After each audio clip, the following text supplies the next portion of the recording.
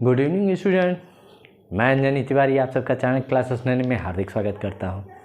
बेटा अभी तक हम लोगों ने क्लास 11 का चैप्टर पढ़ा, उससे पहले 9 पढ़ा, उसके बाद अब बेटा आज जो हमारा सीरीज स्टार्ट होगा वो क्लास 10 से स्टार्ट होगा। हमारा जो बेसिक कॉन्सेप्ट है वो किसको लेके हुए चलना है बेटा, हमें बोर्ड्स को लेके हुए ध्यान में रखते हुए चलना है। तो चलिए आज स्टार्ट करते हैं क्लास 10 का फर्स्ट चैप्टर। और क्लास 10 का जो फर्स्ट चैप्टर है वो क्या है बेटा, chemical reactions and equations. Chemical reactions and equations. अब बेटा यहाँ पे आपको ध्यान क्या देना है, अब आपको सबसे पहले ये जो चैप्टर स्टार्ट किया जा रहा है बेटा, इसमें सबसे पहले आपको ध्यान क्या रखना है कि भाई केमिकल रिएक्शन आप किसे कहोगे, फिर इक्वेशन आप किसे कहोगे और रिएक्शन में होता क्या है। तो बेटा नाम से ही आपको समझ में आ रहा है केमिकल। अगर बेटा केमिकल वर्ड की बात किया जाए तो केमिकल वर्ड कहाँ से लिया गया है, केमिस्ट्री से। और बेटा केमिस्ट्री जो है, केमिस्ट्री किस वर्ड से आया है, केमिया। और बेटा जो ये केमिकल वर्ड है ये ओरिजिन किसका ले लिया गया, केमिया का। और केमिया का मतलब क्या होता है बेटा, इनविजिबल चेंजेस, वंडर। यानी बेटा ऐसा वंडर जो किसको रिप्रेजेंट करता हो कि ऐसे चेंजेस हो रहे हों जो कि किसी भी कंडीशन में दिखाई ना पड़ रहे हों। तो अगर हमको कॉमन फॉर्म में इसे समझना हो तो केमिस्ट्री का मतलब क्या है, invisible changes and the changes in which the reaction are place. ठीक है। तो बेटा अब हमें यहाँ सबसे पहले वर्ड हमें क्या समझना है, केमिकल रिएक्शंस। क्या वर्ड समझना है बेटा, केमिकल रिएक्शंस। अब बेटा केमिकल रिएक्शंस में आपको क्या समझना है, रिएक्शंस किसे कहते हो और केमिकल रिएक्शन आप किसे कहोगे। तो यहाँ पे बस आपको समझना है द चेंजेस और the changing of chemical compound या chemical substrate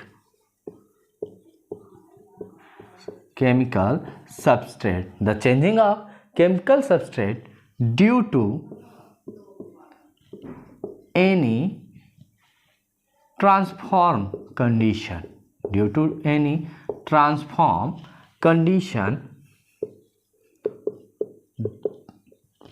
that is known as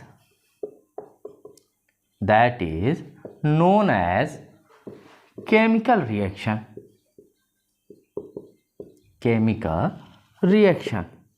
कहा क्या जा रहा है बेटा कि ऐसी कंडीशन जिसमें एक सबस्ट्रेट, एक कंपाउंड ट्रांसफॉर्म हो जा रहा है, चेंज हो जा रहा है दूसरे फॉर्म में, तो इसी फॉर्म को हम लोग क्या कहेंगे, केमिकल रिएक्शन। ये बात क्लियर है। अब बेटा यहाँ पे आपको कैसे समझना है कि ये चीज़ें होती कैसे हैं, पॉसिबल कैसे होती हैं। तो इस चीज़ को समझने के लिए हमें क्या समझना है, एक सिंपल सा कॉन्सेप्ट क्या समझना है। जैसे मान लेते हैं हमारे पास कोई कंपाउंड क्या था, ए था, लेकिन कुछ समय के बाद हमें कोई दूसरा कंपाउंड मिल गया, बी और सी। यानी अब बेटा ए से हमें क्या मिला, बी भी मिला और सी भी मिला। यानी ए का ट्रांसफॉर्मेशन हुआ किस में, बी एंड सी में।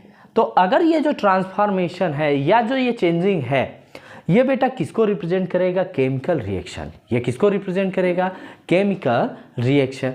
ये बात क्लियर है। अब बेटा इसमें जो ये रिएक्शन प्रोसीजर है, इस प्रोसीजर में आपको क्या समझना है कि जो भी रिएक्शन पॉसिबल है वो किसमें होते हैं कि भाई इससे कुछ चेंजेस होते हैं कि नहीं होते हैं, या जो भी चीज़ें हैं उसे आप कैसे इसे समझ सकते हैं। ठीक है। तो इसको समझने के लिए हम लोग क्या करते हैं, कुछ चीज़ें यहाँ पे समझते हैं। अब जैसे किसी भी केमिकल रिएक्शन के लिए हमें क्या ध्यान देना होता है कि कोई भी जो केमिकल रिएक्शन है तो उस केमिकल रिएक्शन में हमें क्या क्या चीज़ें समझनी चाहिए। तो यहाँ पे आपको बेटा समझना है कि in reactions we generally consider two thing. Number 1 reactant and number 2 product. Number 1 reactant and number 2 product. यानी एक चीज़ हमें समझना होगा रिएक्टेंट के बारे में और दूसरा किसके बारे में समझना होगा, प्रोडक्ट। ये बात क्लियर है। अब बेटा रिएक्टेंट को ही हम लोग क्या कहते हैं बेटा, रिएजेंट। क्या बोलते हैं बेटा, रिएजेंट। तो अगर कभी आपको रिएजेंट लिखा मिल जाए या रिएक्टेंट, तो इसका मतलब ही है कि ये किसको इंडिकेट कर रहा है कि यहाँ पे क्या कौन सी कंडीशन अप्लीकेबल हो सकती है। ये बात क्लियर। अब बेटा रिएक्टेंट और रिएजेंट क्या होता है और प्रोडक्ट क्या होता है। तो बेटा आपको बस सिंपल सा एक लॉजिक याद रखना है, that chemical substrate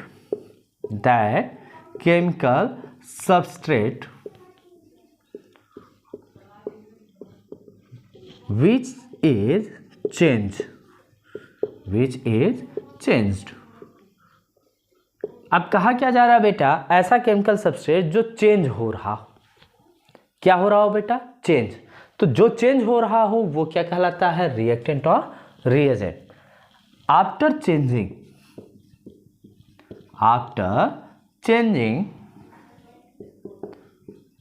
that chemical substrate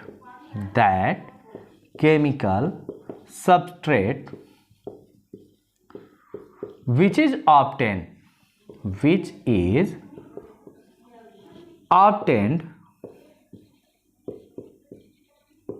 that is product. कहा क्या जा रहा है बेटा कि अगर जो चेंजेस हो रहे हैं, जो चेंजिंग हो रहा है, जिसमें चेंजिंग हो रहा होगा उसे हम लोग क्या कहेंगे, रिएक्टेंट। क्या बोलेंगे, रिएक्टेंट। और जिस चेंजिंग होने के बाद जो नई चीज़ें हमें मिलेंगी वो क्या होगा, प्रोडक्ट। वो क्या होगा बेटा, प्रोडक्ट। ये बात क्लियर। यानी बेटा कहने का मतलब क्या है कि जब हम केमिकल रिएक्शन की बात करते हैं तो केमिकल रिएक्शन में हमें दो चीज़ें समझनी होती है। एक समझना होता है रिएक्टेंट, दूसरा क्या समझना होता है, प्रोडक्ट। रिएक्टेंट क्या होता है बेटा, जो चेंजिंग जिसमें हो, यानी जो चेंज हो रहा हो उसे हम लोग क्या कहेंगे, रिएक्टेंट। और आफ्टर चेंजिंग जो फॉर्म हो जाए उसी को हम लोग क्या कहते हैं, प्रोडक्ट। ये बात क्लियर है। अब बेटा यहाँ पे ये रिएक्शन के लिए आपको कुछ कंडीशन समझने पड़ेंगे। अब भाई क्या क्या क्या कंडीशन आपको समझना पड़ेगा। आपने एग्जाम्पल में, चलो पहले एग्जाम्पल की बात कर लें। आपने देखा होगा कि जब आप घरों में क्या, जैसे कुछ भी चीज़ें आप पका रहे हो, खाना बना रहे हो, तो आपने देखा होगा कि जैसे आप चावल लेते हो, चावल को आपने क्या किया, वाटर के साथ मिक्सअप करके हीट दिया। हीट देने के बाद चावल पक के रेडी हो जाता है।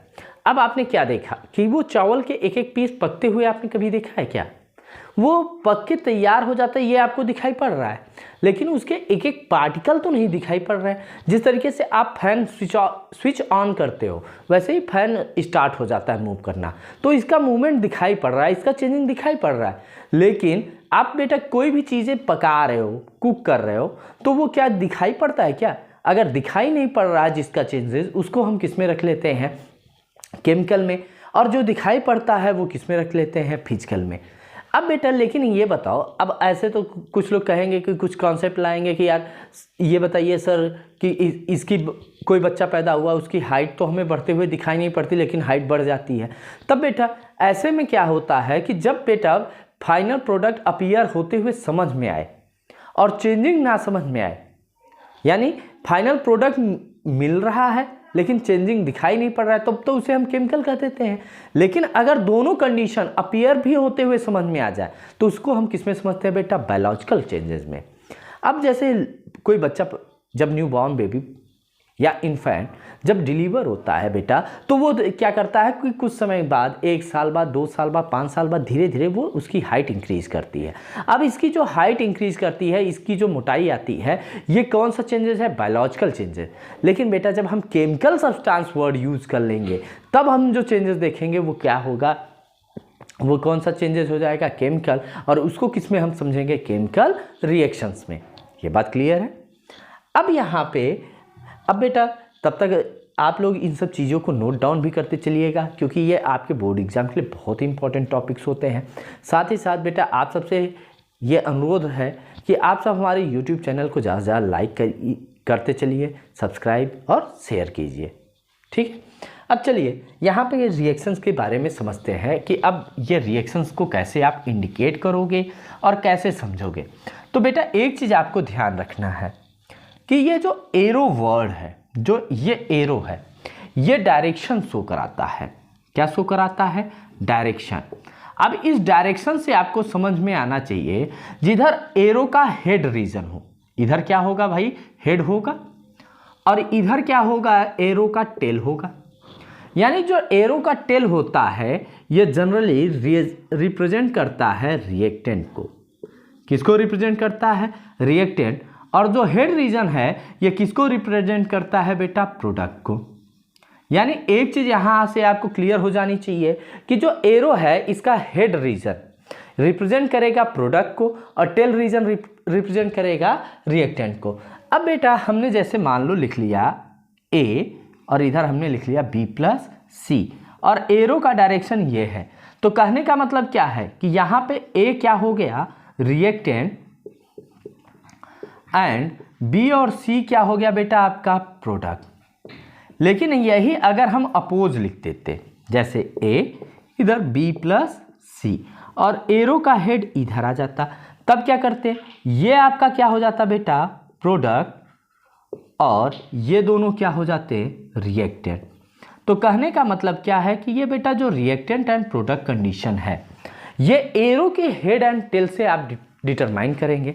अगर एरो का हेड जिस डायरेक्शन में होगा वो इंडिकेट करेगा कि उस डायरेक्शन में क्या फॉर्म होगा, प्रोडक्ट, और जिस डायरेक्शन में नहीं होगा उस डायरेक्शन को आप क्या समझेंगे, यानी टेल रीजन को आप क्या समझेंगे कि उधर क्या होगा, रिएक्टेंट और रिएजेंट। ये बात क्लियर हो गई। अब बेटा अब कोई भी केमिकल रिएक्शन होता है तो केमिकल रिएक्शंस से कुछ सिंबॉलिक कैरेक्टरिस्टिक्स होते हैं, यानी characteristics of chemical reaction, characteristics of chemical reaction. अब कहने का मतलब क्या है कि भाई कोई केमिकल रिएक्शन है, इसके कुछ कैरेक्टरिस्टिक्स होंगे, कुछ कंडीशन स्पेसिफाई होंगे जो ये रिप्रेजेंट करेगा कि ये केमिकल रिएक्शन हो रहा है या नहीं। तो फर्स्ट कंडीशन में आपको यहाँ पे क्या समझना है, for any chemical reaction, any chemical reaction product and reactant may be differ। कहा क्या गया बेटा कि कोई भी केमिकल रिएक्शन होगा तो उस केमिकल रिएक्शन को प्रोसीड कराने में दो चीजें आपको ध्यान रखनी है। पहला क्या ध्यान रखना है कि केमिकल रिएक्शन में प्रोडक्ट और रिएक्टेंट दोनों क्या होने चाहिए, डिफर, सेम नहीं होने चाहिए। कहने का मतलब है कि अगर बेटा इधर ए है और इधर भी ए है तो ये किसको नहीं रिप्रेजेंट करेगा कि यहाँ पे केमिकल रिएक्शन प्रोसीड नहीं कर रहा है। यानी बेटा for chemical reaction we generally consider about the reactant and product में बी डिफर। अब बेटा यहाँ पे हमने ए और ए है तो यहाँ पे केमिकल रिएक्शन प्रोसीड नहीं हो रहा है, यानी रिएक्टेंट और प्रोडक्ट अगर बेटा सेम है, रिएक्टेंट एंड प्रोडक्ट क्या है बेटा, सेम, तो ये रिएक्शन को प्रोसीड नहीं कराएंगे। लेकिन बेटा रिएक्टेंट ए है और प्रोडक्ट बी है, तो यानी ये कहने का मतलब क्या है कि ए से बी फॉर्म हो रहा है। अगर ए से बी फॉर्म हो रहा है तो यानी यहां पे क्या हो रहा है, केमिकल रिएक्शन। ये बात क्लियर कि भाई केमिकल रिएक्शन के लिए आपको दो चीजें ध्यान देनी है। क्या ये ध्यान देना है कि भाई रिएक्टेंट और प्रोडक्ट जो होने चाहिए वो क्या होने चाहिए, सिमिलर भी हो सकते हैं और डिफर भी। लेकिन बेटा सिमिलर कंडीशन में क्या होगा कि अगर रिएक्टेंट और प्रोडक्ट दोनों सिमिलर हो जाएंगे तो केमिकल रिएक्शन को प्रोसीड नहीं मानते। लेकिन बेटा डिफर हो गया तो हम क्या मानते हैं कि केमिकल रिएक्शन प्रोसीड कर रहा है।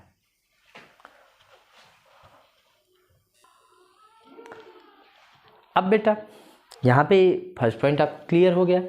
अब सेकंड पॉइंट हमें क्या बात करना है कि कैरेक्टरिस्टिक ही है, तो बेटा सेकंड पॉइंट में आपको ध्यान क्या देना है कि अगर कोई केमिकल रिएक्शन है तो वो क्या करता है कि अगर रिएक्शन हो रहा है तो जो कंडीशन है वो क्या होता है, चेंज इन कलर। क्या हो जाता है बेटा, चेंज इन कलर।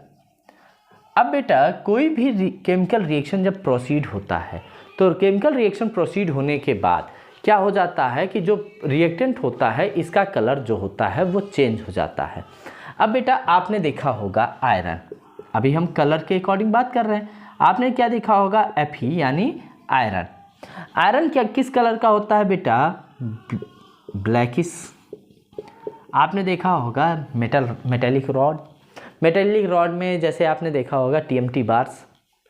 अब बेटा वो क्या होते हैं कि ब्लैकिश इन कलर होते हैं, लेकिन जैसे ही ये ऑक्सीजन के साथ कंबाइन करता है तो ये क्या बना लेता है, Fe2O3।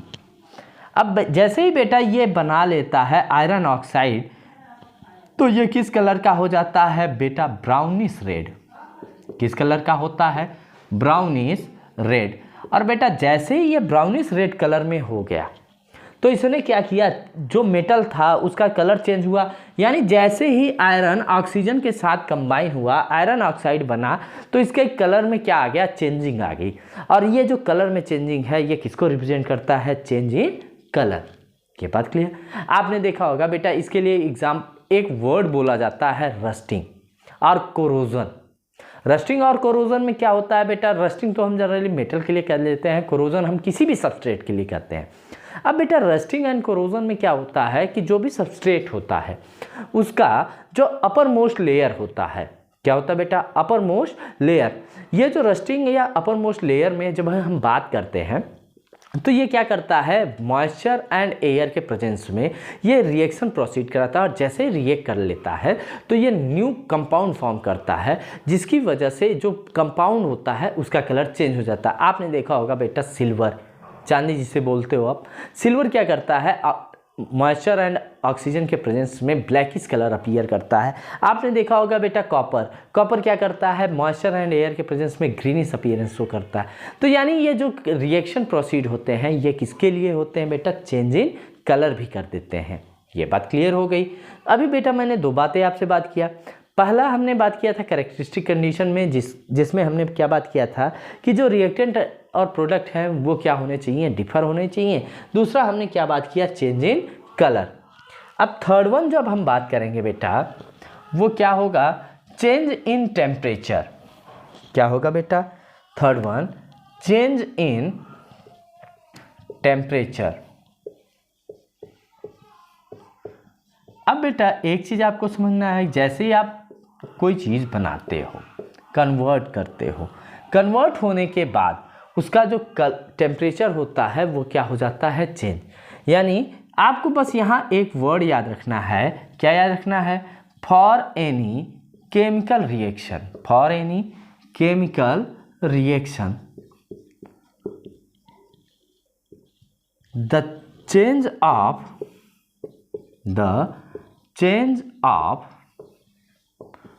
temperature, the change of temperature may be placed, the change of temperature may be placed in which the temperature difference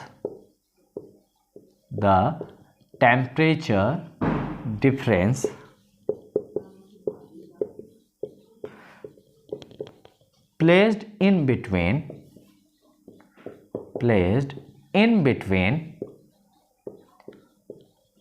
reactant and product। अब कहा क्या जा रहा है बेटा, कहा ये जा रहा है कि किसी भी केमिकल रिएक्शन के लिए जो टेम्परेचर चेंज होता है वो किसके बीच में डिफरेंस शो कराता है, वो डिफरेंस शो कराता है बेटा टेम्परेचर प्रोडक्ट का डिफर होगा और रिएक्टेंट का। तो इस डिफरेंस को हम लोग किस में समझते हैं, चेंज इन टेम्परेचर।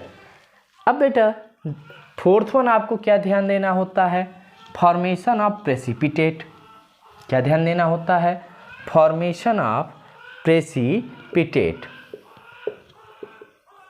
क्या ध्यान देना है, फॉर्मेशन ऑफ प्रेसिपिटेट। अब बेटा फॉर्मेशन ऑफ प्रेसिपिटेट में आपको क्या ध्यान देना है कि यहाँ पे आपको क्या बनाना है, प्रेसिपिटेट करना है। तो प्रेसिपिटेट क्या होता है बेटा, जब आप कोई केमिकल रिएक्शन प्रोसीड कराते हो तो कोई कोई भी चीज़ जब रिएक्शन में प्लेस होती है तो रिएक्शन में जो चीज़ नहीं बनती है, और अगर वो सेटल डाउन हो जाए, अगर सेटल डाउन हो रहा है तो इसी को हम लोग क्या कहते हैं, प्रेसिपिटेट। तो जनरली क्या होता है, केमिकल रिएक्शन जब प्रोसीड करता है तो केमिकल रिएक्शन प्रोसेस में क्या होता है कि some things are settle down at the surface, settle down at the surface या bottom of the surface, bottom of the surface.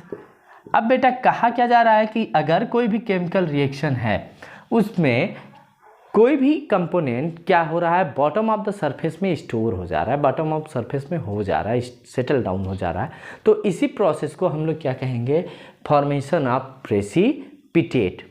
ये बात क्लियर। और बेटा जो लास्ट वन हमें इस टॉपिक में बात करना है वो क्या है, इवोल्यूशन ऑफ गैसेस। क्या बात करना है, इवोल्यूशन ऑफ गैसेस, यानी गैसेस को रिलीज करना, एवोल्यूशन ऑफ गैसेस। अब बेटा एवोल्यूशन ऑफ गैसेस में आपको क्या ध्यान देना है, for any chemical reaction, for any chemical reaction after reaction some gases may be evolved, some gases may be evolved। कहा क्या जा रहा है बेटा कि जब किसी केमिकल रिएक्शन में हम किसी भी रिएक्टेंट या प्रोडक्ट को लेते हैं तो इसमें क्या होता है कि कुछ जब रिएक्शन प्रोसेस कराई जाती है तो रिएक्शन प्रोसेस होने में कुछ रिएक्शन में क्या होता है कि गैसेस रिलीज हो जाती हैं। अब बेटा इसके लिए आपको एग्जांपल समझना है, जैसे कॉपर की रिएक्शन हम किससे करा रहे हैं, सल्फ्यूरिक एसिड से। कॉपर की रिएक्शन किससे करा रहे हैं बेटा, सल्फ्यूरिक एसिड से। और जैसे ही हम कॉपर की रिएक्शन सल्फ्यूरिक एसिड से कराते हैं तो ये क्या बनाता है, कॉपर सल्फेट, और क्या रिलीज कर देता है, हाइड्रोजन गैस। अब बेटा यहाँ पे क्या रिलीज हो गया, हाइड्रोजन गैस। तो यही एक कॉन्सेप्ट ऐसा है कि बेटा जो कि कुछ ही जगह एप्लीकेबल हो सकता है, लेकिन बेटा आपको एक बात यहाँ पे क्लियर याद रखनी है कि किसी भी केमिकल रिएक्शन के लिए जनरली हम लोग क्या बात करते हैं कि किसी भी केमिकल रिएक्शन के लिए नॉर्मली जो गैस का इवोल्यूशन है वो कुछ ही कंडीशन में होता है, और उस कंडीशन में क्या होता है कि जो इवोल्यूशन होता है वो रिएक्शन जब प्रोसेस हो जाता है उसके बाद पॉसिबल होता है। ये बात क्लियर।